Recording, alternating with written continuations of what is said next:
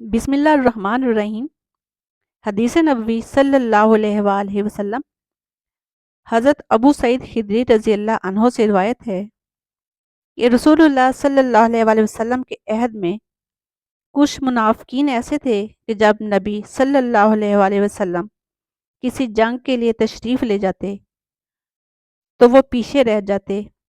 اور رسول اللہ صلی اللہ علیہ وآلہ وسلم کی مخالفت میں اپنے پیچھے رہ جانے پر خوش ہوتے، اور جب نبی صلی اللہ علیہ وآلہ وسلم واپس آتے تو آپ صلی اللہ علیہ وآلہ وسلم کے سامنے عذر بیان کرتے اور قسمیں کھاتے اور چاہتے کہ لوگ ان کاموں پر ان کی تعریف کریں جو انہوں نے نہیں کیے تھے۔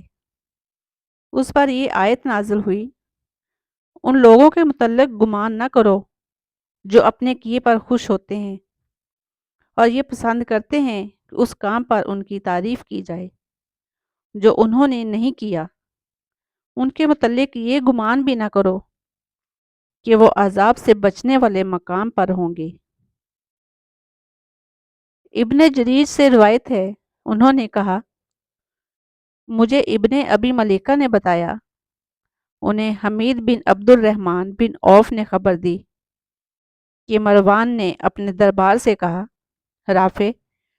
حضرت ابن عباس رضی اللہ عنہما کے پاس جاؤ اور کہو کہ اگر یہ بات ہے کہ ہم میں سے ہر شخص جو اپنے کیے پر خوش ہوتا ہے اور ہر ایک جو یہ پسند کرتا ہے کہ جو اس نے نہیں کیا اس پر اس کی تعریف کی جائے، اس کو عذاب ہوگا، تو ہم سب ہی ضرور عذاب میں ڈالے جائیں گے۔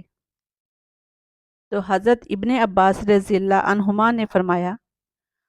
تم لوگوں کا اس آیت سے کیا تعلق بنتا ہے؟ یہ آیت اہل کتاب کے بارے میں اتری تھی۔ پھر حضرت ابن عباس رضی اللہ عنہما نے اس سے پہلے یہ آیت پڑھی، اور جب اللہ نے ان لوگوں کا جنہیں کتاب دی گئی تھی عہد لیا کہ تم اسے لوگوں کے سامنے کھول کر بیان کرو گے اور اس کو چھپاؤ گے نہیں، پھر ابن عباس رضی اللہ عنہما نے اس کے بعد والی آیت تلاوت فرمائی، ان لوگوں کے بارے میں گمان نہ کرو جو اپنے کیے پر خوش ہوتے ہیں اور پسند کرتے ہیں کہ اس کام پر ان کی تعریف کی جائے جو انہوں نے نہیں کیا۔ اور حضرت ابن عباس رضی اللہ عنہما نے فرمایا، نبی صلی اللہ علیہ وآلہ وسلم نے ان سے ان کی کتاب میں لکھی ہوئی کسی چیز کے بارے میں پوچھا تو انہوں نے آپ سے وہ چیز چھپا لی اور اس کے بجائے ایک دوسری بات بتا دی، اور وہ اس طرح نکلے کہ انہوں نے آپ صلی اللہ علیہ وآلہ وسلم کے سامنے یہ ظاہر کیا کہ آپ صلی اللہ علیہ وآلہ وسلم نے ان سے جو پوچھا تھا انہوں نے آپ صلی اللہ علیہ وآلہ وسلم کو وہی بتا دیا ہے، اور اس بات پر انہوں نے آپ صلی اللہ علیہ وآلہ وسلم سے تعریف بھی بٹورنی چاہی، اور جو بات آپ نے ان سے پوچھی وہ بات چھپا کر انہوں نے جو کچھ کیا تھا اس پر اپنے دلوں میں خوش بھی ہوئے۔